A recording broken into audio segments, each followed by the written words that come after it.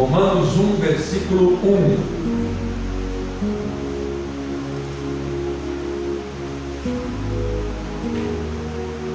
Diz assim a palavra do nosso Deus: Paulo, servo de Cristo Jesus, chamado para ser apóstolo, separado para o Evangelho de Deus.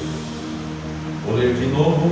Paulo, servo de Cristo Jesus, chamado para ser apóstolo, separado para o Evangelho de Deus.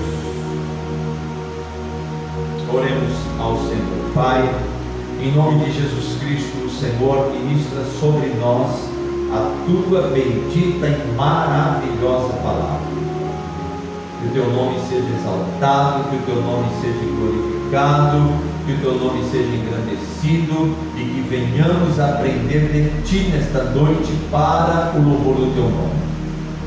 Pai, fala com a tua igreja, porque a tua igreja te ouve, em nome de Jesus. Queridos, prestemos muita atenção, porque nos dias em que vivemos, tem aparecido muitos evangelhos, muitas possibilidades se apresentando como evangelho, mas o evangelho é Cristo Jesus, o Senhor. O apóstolo Paulo, na sua carta aos Romanos, ele faz questão de definir com muita clareza e transparência, logo de início, o que? O Evangelho. Ele não quer permitir, ele não quer deixar nenhuma sombra de dúvidas para a igreja de Roma. Não foi uma igreja fundada por ele, mas é uma igreja a qual ele tem um carinho especial, e ele está para ir até a igreja de Roma, para estar ali com os irmãos. E nessa pretensão, ele faz uma apresentação do que ele recebeu do próprio Jesus e o que é o Evangelho, para que os irmãos de Roma entendam primeiramente qual é o evangelho que Paulo está pregando, e também Paulo envia essa carta para que eles também afinem a sintonia do que é realmente o evangelho, se é que há algum equívoco ou alguma distorção. Ele discorrerá em toda a carta, e uma carta com muitos capítulos, dividida depois em muitos capítulos, e ele posiciona como um emissário do Senhor, diz quem é a fonte do Evangelho, que este Evangelho não fora gerado por homens, não é uma invenção de homens ou criado por homens, mas vem do céu, e apresenta a essência do Evangelho. Quem é realmente o Evangelho, a sua abrangência e qual é a finalidade do Evangelho. Então Paulo está escrevendo a carta e ele está então dizendo, posicionando os irmãos: eu sou um emissário do Senhor. Como emissário, eu vou dizer qual é o evangelho que eu vivo e qual o evangelho que eu prego. Este evangelho que eu prego não vem de mãos humanas, não é criação do homem, não é mais uma religião. Ele vem dos céus, diretamente para as nossas vidas. A essência do evangelho é Jesus Cristo, o Senhor. A sua sua abrangência e finalidade é a salvação do ser humano, é a transformação de vida e o projeto, o plano de Deus para resgatar o homem perdido, o homem caído. Quando Paulo diz que ele é o mensageiro, ele então abre esta carta, esse pequeno versículo que lemos, fazendo 3 importantes afirmações de si mesmo. Primeira coisa, ele diz que ele é servo de Cristo. A palavra grega toulos, traduzida para servo, que significa escravo de Cristo. E eu e você precisamos nos identificar com esse posicionamento do apóstolo Paulo. Nós também fomos chamados para servir ao Senhor, para sermos servos do Senhor, para sermos escravos de Cristo. O escravo, aquele que fora comprado por bom preço, por preço de sangue, ele pertence ao seu Senhor e está totalmente à sua disposição.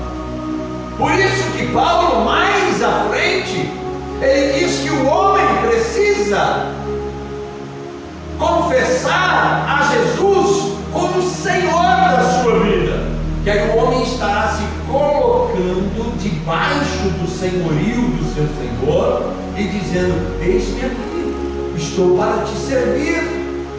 Nós não estamos na igreja para sermos servidos, nós pedimos e o banqueteiro vem e nos serve. Isso daqui não é um restaurante a qual eu me assento à volta da mesa e vem o garçom, e o garçom então mostra ali o catálogo, o menu, e a gente vai fazer o nosso pedido. Igreja não é isso. Nós estamos aqui para servir o Senhor, porque nós somos servos do Senhor, nós somos escravos de Cristo, nós fomos comprados por bom preço e o preço de sangue. Um escravo, ele não vive para agradar a si mesmo, mas ele vive para agradar o seu Senhor, obedecer o seu Senhor e cumprir as suas ordenanças.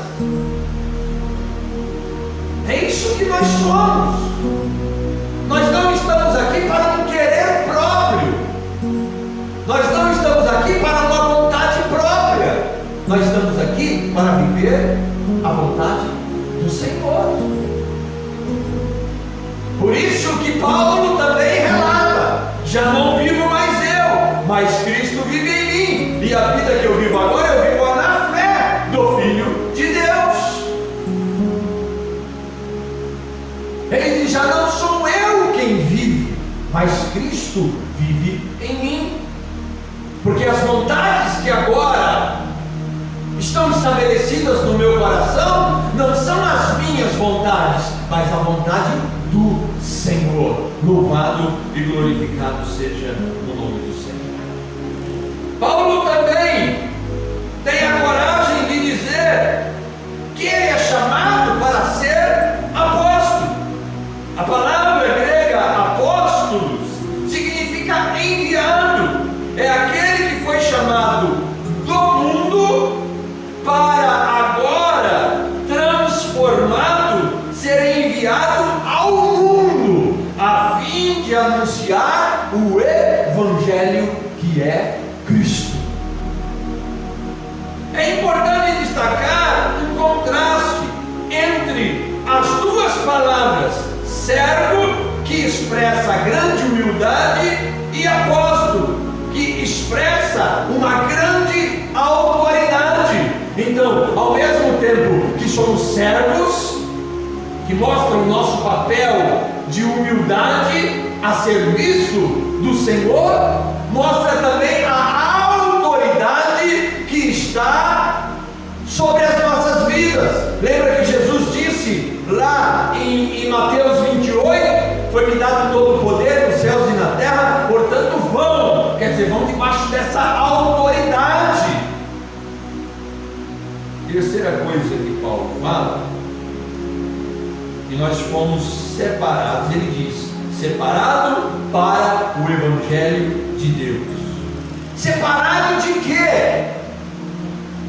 A palavra separado significa santo, é a ideia da santidade. Quando a Bíblia nos exorta a sermos santos, ela está dizendo para sermos separados. Separados do quê? Separados do mundo, separados desta vida pecaminosa que o mundo oferece. E Paulo então, ele diz, separado para o Evangelho de Deus, separado das atitudes do pecado para o uso exclusivo de Deus no Evangelho. Assim nós somos separados do mundo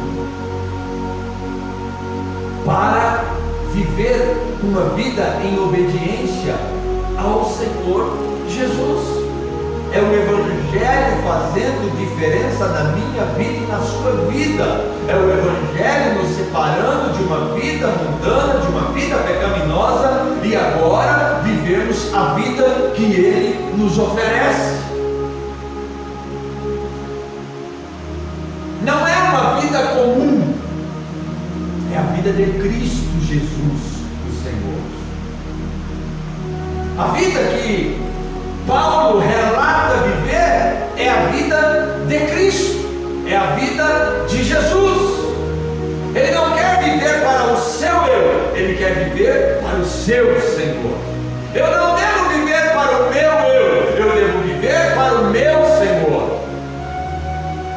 Se tem uma vida que deve ser anulada, é a minha, porque a vida que eu vou viver agora é a vida de Cristo Jesus, o Senhor, a vida que agrada ao Pai, a vida que glorifica o Pai, a vida que exalta o Pai, a vida que engrandece o Pai.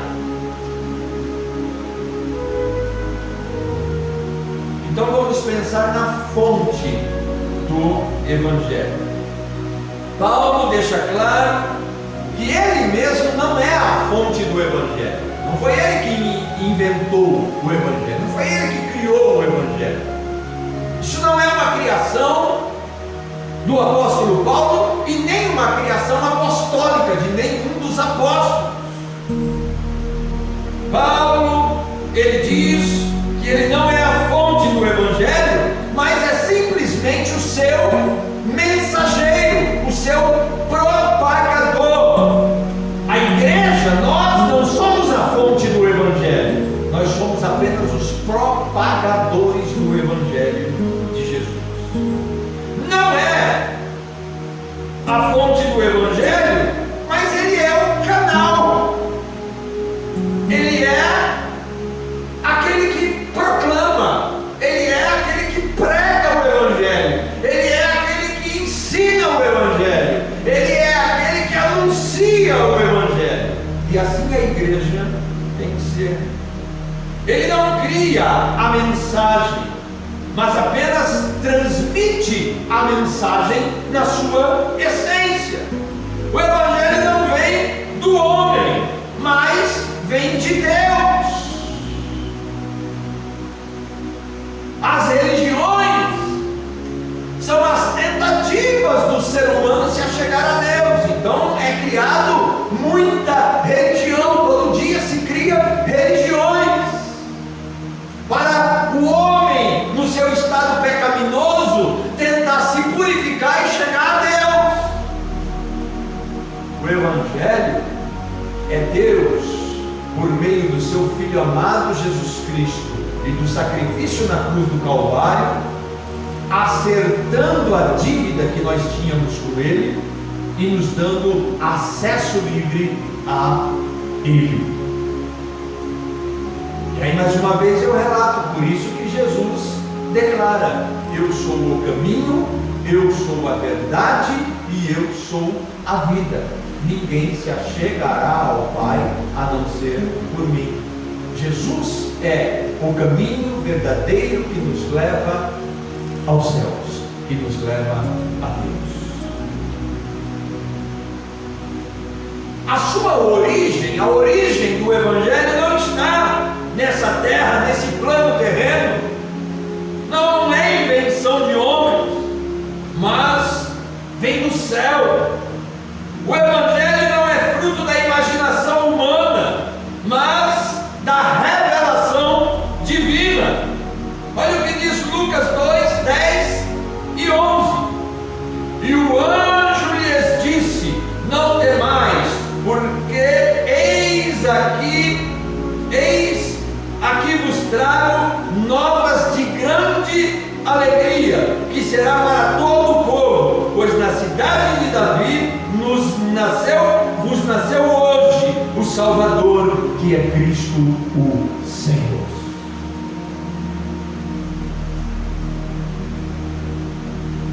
Qual é a antiguidade do Evangelho? Você poderia falar assim: pastor, segundo dizem aí, Jesus nasceu e morreu, foi crucificado, coisa de 2000 anos atrás. Vamos ver o que podemos olhar para a Bíblia. Romanos 1, no versículo de número 2, o qual antes prometeu pelos seus profetas nas Santas Escrituras. O Evangelho não é uma inovação. Ele foi concebido, gerado na eternidade, anunciado por Deus na história, prometido pelos profetas, prefigurado, tipificado nos sacrifícios judaicos e plenamente, totalmente cumprido em Cristo Jesus, o Senhor. Há uma continuidade perfeita entre o Antigo e o Novo Testamento. O Evangelho não é uma ruptura com o passado, mas a consumação. No Antigo Testamento estava contido o Evangelho em tipo, símbolo e profecias que predisseram os grandes eventos redentores que formariam a substância da mensagem do Evangelho. Paulo demonstrou tanto a unidade como a continuidade da dispensação do Evangelho em relação ao Antigo Testamento.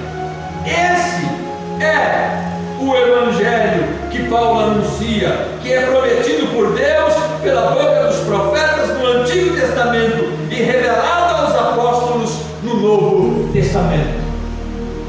Por isso que a gente vê, quando a palavra de Deus relata sobre a pessoa de Jesus: eis o Cordeiro de Deus que fora morto antes da consumação.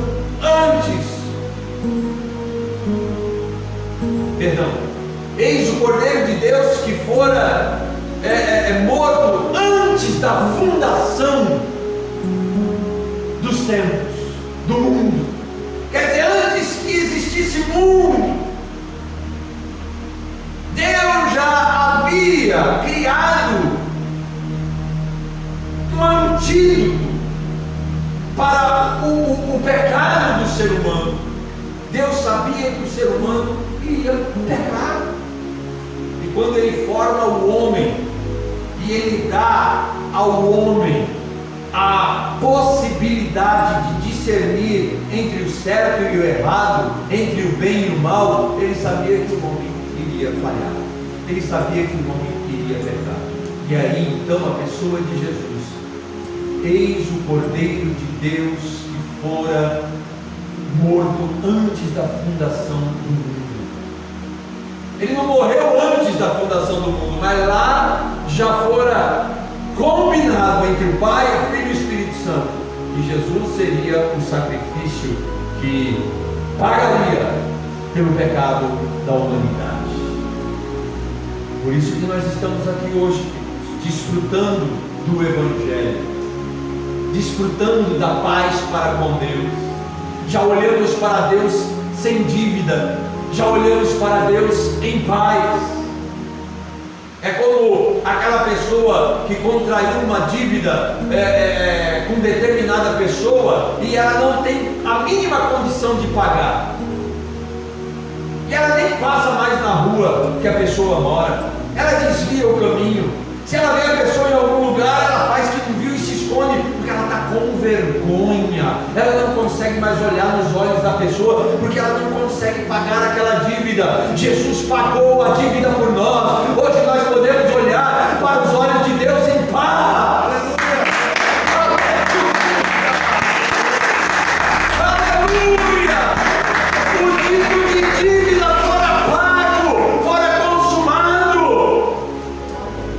Por isso que Jesus disse na cruz: está consumado, está pago, tetelestai.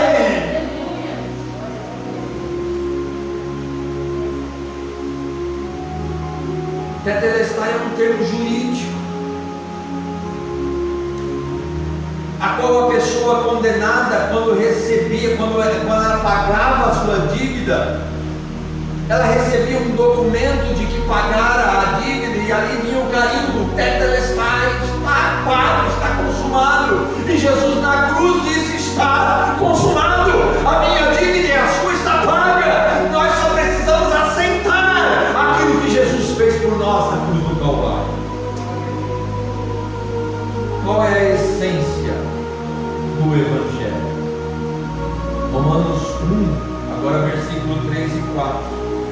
Acerca de seu filho com letra maiúscula, que nasceu na descendência de Davi, segundo a carne, declarado Filho de Deus em poder, segundo o Espírito de santificação pela ressurreição dentre os mortos, Jesus Cristo, nosso Senhor.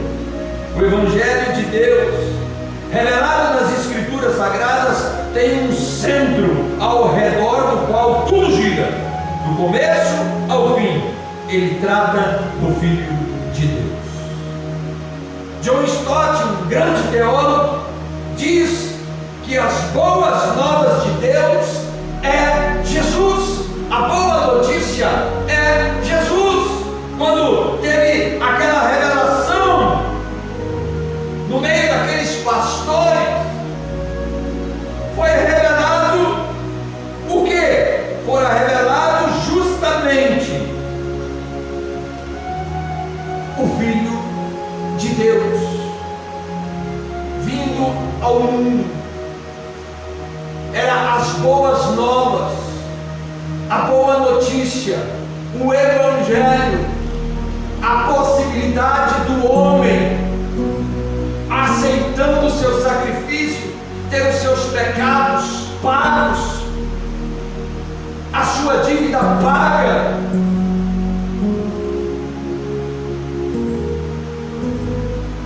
Se Jesus é a boa notícia, precisamos então entender: apartar-se de Jesus, um passo que seja, significa afastar-se de Deus, afastar-se da salvação em Cristo Jesus, que é o Messias dos judeus e o Senhor dos cristãos.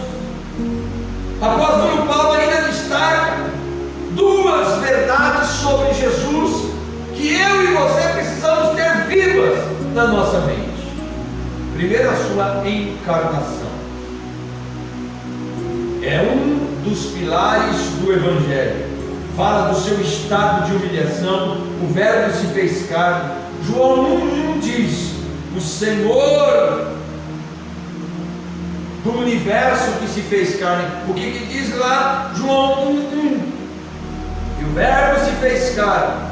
Olha lá, no princípio era aquele que é a palavra. Ele estava com Deus e era Deus. O Verbo que se fez carne. Ele é o Senhor do universo que se fez carne. o Deus bendito que se fez homem, aquele que é bendito eternamente se fez maldito, o Santo de Israel que se fez pecado, o autor da vida que sofreu morte de cruz por mim e por você. Então, primeiro, o Deus que se encarnara e vivera no meio dos homens e sem pecado. Segundo a sua ressurreição, ele era o Filho desde a eternidade, não deixou de ser Filho ao esvaziar-se na encarnação e humilhar-se em morte de cruz. Agora é designado Filho de Deus, em poder pela ressurreição dos mortos. Filipenses 2, 9 a 11 diz: por isso também Deus o exaltou soberanamente e lhe deu um nome que é sobre todo nome, para que ao nome de Jesus se dobre todo o joelho dos que estão nos céus e na terra e debaixo da terra, e toda a língua confesse que Jesus Cristo é o Senhor, para a glória de Deus Pai. Louvado seja o nome do Senhor. Qual a abrangência do Evangelho?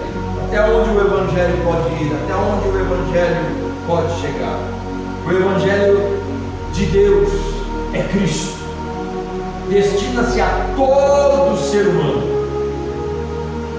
Palavra grega etne, que significa nações, todo mundo, toda a humanidade. É por isso que a gente encontra em Apocalipse aquele relato: homens de todas as tribos, povos, línguas e nações em pé diante do Cordeiro, o adorando. Porque o Evangelho ele é abrangente a todos os povos, a todas as nações, ele atinge a todo ser humano. Ele não faz acepção de pessoas, seja alto, baixo, gordo, magro, branco, preto, olho puxado, olho rasgado, cabelo bom, cabelo ruim, rico, pobre. O Evangelho não faz acepção de pessoas. O Evangelho é para todo aquele que crê.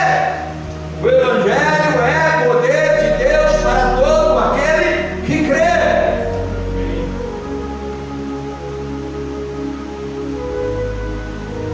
Porque Deus amou o mundo, João 3,16, de tal maneira que deu o seu Filho unigênito, para que todo aquele que nele crê não pereça, mas tenha a vida eterna. O plano eterno de Deus é que Cristo morresse para comprar para Deus os que procedem de toda tribo, língua, povo e nação, como está em Apocalipse 5 e 9. O Evangelho é poder, o Evangelho é transformação, o Evangelho é inclusão. O Evangelho inclui pessoas, não exclui pessoas. As pessoas é que se excluem do Evangelho pelas suas práticas pecaminosas, pelas suas atitudes pecaminosas, por não quererem abraçar aquilo que Deus lhes concedeu. A finalidade do Evangelho, Romanos 1 e o versículo 5 agora: pelo qual recebemos a graça e o apostolado para a obediência da fé entre todas as gentes pelo seu nome. O Evangelho ele é universal em seu alcance, é para todos, mas não é universalista em sua aplicação. Seu propósito é salvar somente os que creem. O Evangelho só pode salvar aqueles que creem, aqueles que acreditam que Jesus Cristo é o Filho de Deus, que Jesus Cristo morreu para salvar o ser humano, que Jesus Cristo morreu para salvar a humanidade. O Evangelho não pode salvar quem não crê, somente o que crê. Porque não me envergonho do Evangelho de Cristo, pois é o poder de Deus para a salvação de todo aquele que crê. Romanos 1, versículo 16. Mas todo aquele que crê prova a sua fé pela obediência à palavra de Deus. Então não é só dizer que crê, não é só dizer que acredita, tem que provar a sua fé pela obediência à palavra de Deus. Não adianta falar, pastor, mas eu tenho fé. A fé é provada pela sua obediência, pela sua atitude. Você crê e por isso você obedece. Você obedece porque você crê.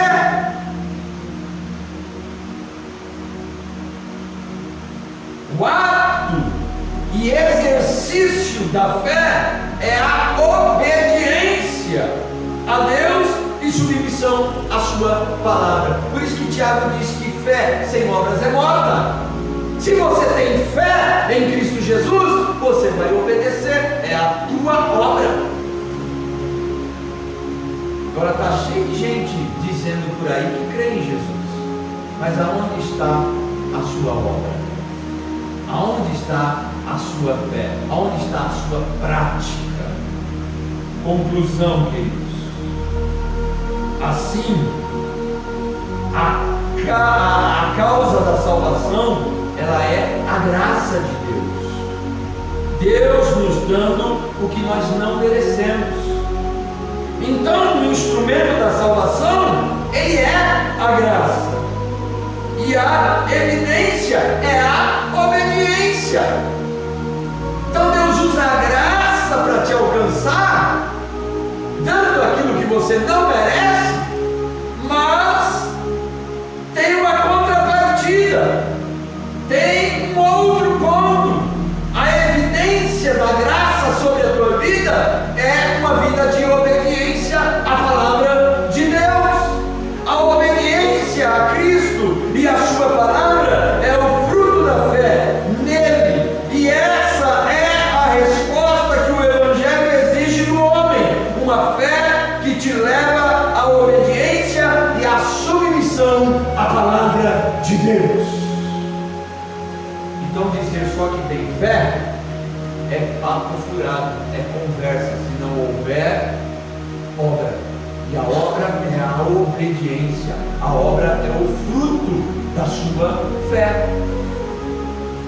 A fé, ela vai produzir algo no seu coração. E o que ela vai produzir, senão a obediência? E você passa a obedecer porque você acredita.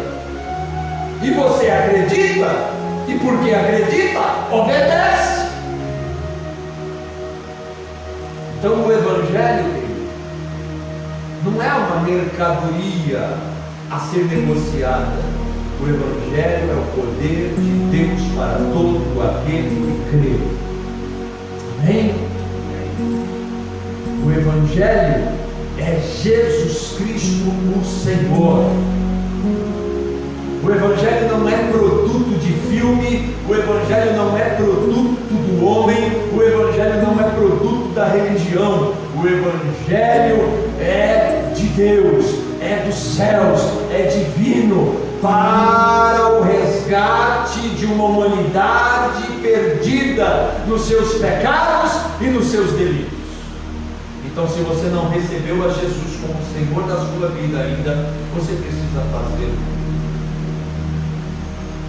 Se você ainda não se posicionou diante do Senhor e dizer: Senhor, eu acredito que Tu fora enviado pelo Deus Criador para a salvação dos meus pecados.